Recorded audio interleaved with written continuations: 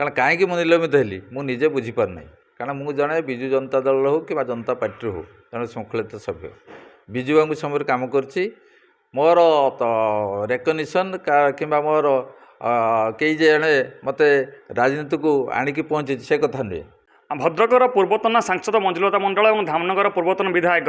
मुक्तिकांत मंडल को बीजेडी तरफ आज कर सस्पेंड आम पाखे अच्छा पूर्वतन विधायक मुक्तिकांत मंडल आम पाखे अच्छा आलोचना करवा कथा कौन बीजेडी से सस्पेंड आज होती श्रीजुत मंडल आम प्रथम जानवा चाहूँगी कि आप तो दीर्घ दिन धरी बीजेडी थे सांसद आमर पत्नी सांसद थे आप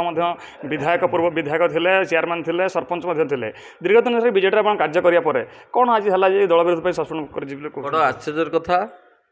मु केवल टीवी रु मीडिया रु किसी बंधु मत कहले जे आपन कौन सस्पेंड होती नवीन बाबू कौन आपन सस्पेंड करछंती कारण कहीं निलंबित हेली मुझे बुझीपार ना कारण मुझे जड़े विजु जनता दल हो कि जनता पार्टी हो जड़े शृंखलित सभ्य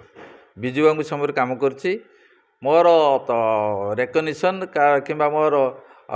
कई जड़े मत राजनीति को आणिकी पहुँची से कथा नुहे। तृणमूल स्तर सरपंच ठार आरंभ कर बासदेवपुर पंचायत समितिर 3 थर चेयरमैन बासदेवपुर पंचायत समिति को 2 थर ओडिशा प्रथम करवा तत्पर एक घड़ीसंधि मुहूर्त प्रिय मुख्यमंत्री पूर्वतन मुख्यमंत्री नवीन बाबू मत धामनगर दायित्व देते विधायक भावे सेठी 13 दिन व्यवधान मुझे निर्वाचित होती एवं विभिन्न समस्या थिला धामनगर में सुचारू रूपे मुझे प्राय चेष्टा करी धामनगर लोकंर आस्थाभाजन होती धामनगर किसी उन्नति होती परवर्ती स्तर में 2019 मसीह माननीय मुख्यमंत्री महिला सशक्तिकरण पर मंजुलता मंडल को महिला प्रार्थना कले भद्रकर प्रथम महिला सांसद आम महिला सांसद निर्वाचित हो सारापर भद्रक संसदीय क्षेत्र में विभिन्न कार्यक्रम आम हाथ को नहीं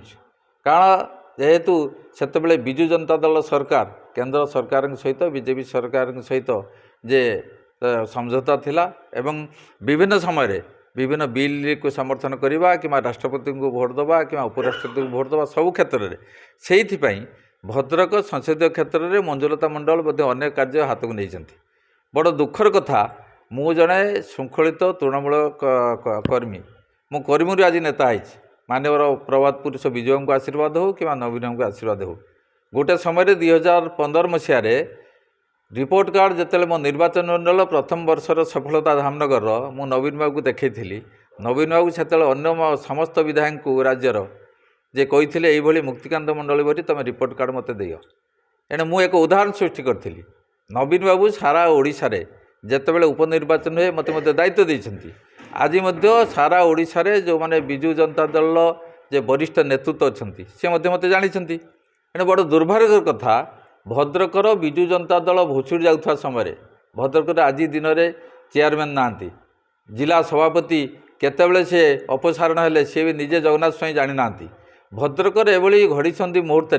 विजु जनता दल तलू जाऊा समय एभली कार्यक्रम नवा आम प्रति बड़ दुखदायक घटना कारण मोर कर्मी हिसाब से मोर शारीरिक सामर्थ्य अच्छे मुझे 15 वर्ष राजनीति रही जनसेवा रही सामाजिक जीवन में रही हम देखु कि किछि दिन तले आप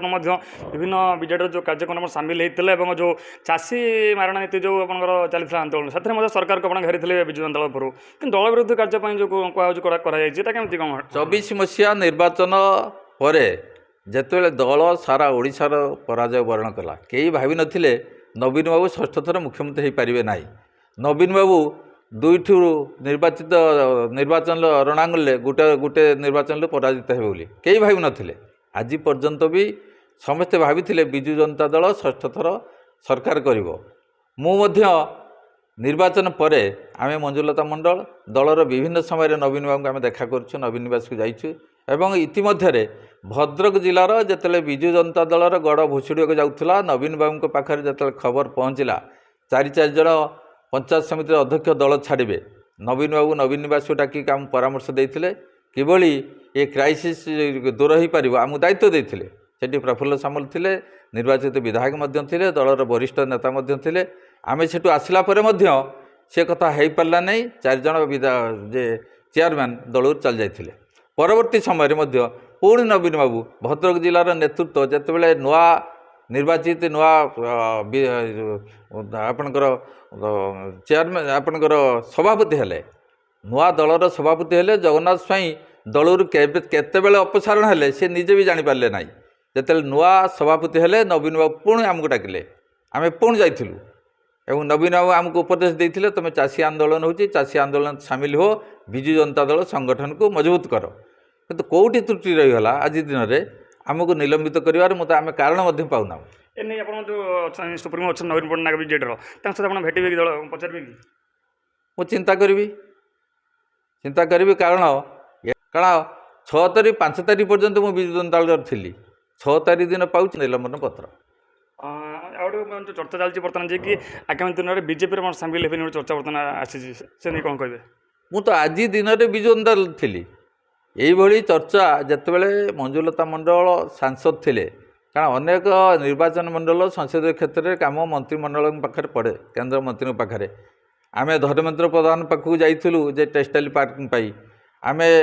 ଅମିତ ଶାହାଜୀଙ୍କ ପାଖକୁ ଯାଇଥିଲୁ ଯେ ବାଉଦପୁର ରେଲୱେ ଷ୍ଟେସନର ରିନେମିଂ ପାଇଁ, ଅନେକ କୋଷ୍ଟାଲ ହାଇୱେ ପାଇଁ ବିଭିନ୍ନ ମନ୍ତ୍ରୀଙ୍କ ପାଖକୁ ଯାଇଥିଲୁ। ସେତେବେଳେ ମଧ୍ୟ ଚର୍ଚ୍ଚା ହୋଇଥିଲା ଯେ ମଞ୍ଜୁଲତା ମଣ୍ଡଳ ଦମ୍ପତି କିଛି କୁଚକ୍ରିୟା ବ୍ୟବସ୍ଥା କରିଥିଲେ, ଏ ଦଳ ଛାଡ଼ିବେ। କିନ୍ତୁ ତାପରେ ମଧ୍ୟ 2024 ମସିହାରେ ମଞ୍ଜୁଲତା ମଣ୍ଡଳ ଦ୍ୱିତୀୟବାର ପ୍ରାର୍ଥୀ ହେଲେ। ଆଗାମୀ ଦିନରେ ମଣ୍ଡଳ ଦମ୍ପତି ବିଜେପିକୁ ଯିବେ କି? ନିଷ୍ପତ୍ତି ନେଇନାହୁଁ, କିନ୍ତୁ ଆମେ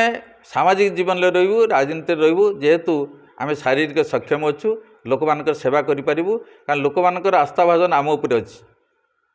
ନିଶ୍ଚୟ ଭାବେ ଶୁଣୁଥିଲେ କି ସୁଯୋଗ ମଣ୍ଡଳ ଯେଉଁ ଥିଲେ ଆମ ପାଖରେ ମୁକ୍ତିକାନ୍ତ ମଣ୍ଡଳ, ସେ ତାଙ୍କ ପ୍ରତିକ୍ରିୟା ରଖୁଥିଲେ ଯେ କିଛି କୁଚକ୍ରିୟ କାମ ପାଇଁ ମୋତେ ଏମିତି ଦଳରୁ ସସ୍ପେଣ୍ଡ କରାଯାଇଛି। ମୁଁ କୌଣସି ଦଳ ବିରୁଦ୍ଧ କାର୍ଯ୍ୟ କରିନାହିଁ। ଏଠି ଯେତେବେଳେ ଆଜି ମିଡ଼ିଆ ସାମ୍ନାକୁ ଆସୁଛନ୍ତି, ନିଶ୍ଚିତ କେଉଁଠି ପଛରେ କେହି ରହିଛନ୍ତି। ଭଦ୍ରକ ବାସୁଦେବପୁର, ସୂର୍ଯ୍ୟଦେବ ବିଶ୍ୱାଳ, OTV।